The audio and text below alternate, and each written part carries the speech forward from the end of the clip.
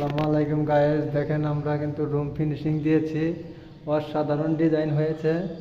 Design দেখেন কত চমৎকার ভাবে ফুটিয়ে উঠিয়েছি। এই যে সাইডটা দেখেন, এখন অসাধারণ অসাধারণ।